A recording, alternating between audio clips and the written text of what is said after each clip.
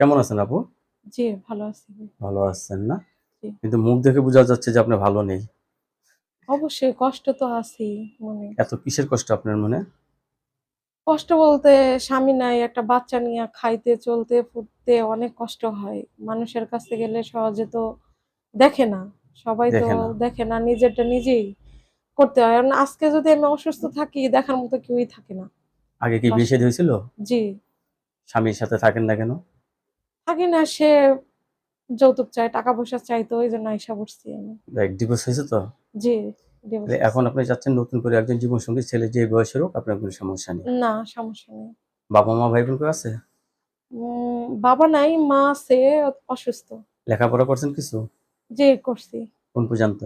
ইন্টারমিডিয়াম অব্দি। বা ইন্টার পর্যন্ত লেখাপড়া করছেন? জি। দেখ এখন আপনি বিয়ে করতে চাচ্ছেন কারণ নারীর জীবনে একা চলতে পারে? না, দর্শক আপুর কখনোই না। কথাগুলো শুনলেন। আপু অত্যন্ত সরল সোজা মানুষ। আপু আপনার কাছে ধন্যবাদ আমার চ্যানেল সময় দেওয়ার জন্য। পরবর্তী কোনো ভিডিওর জন্য অবশ্যই অপেক্ষা করবেন।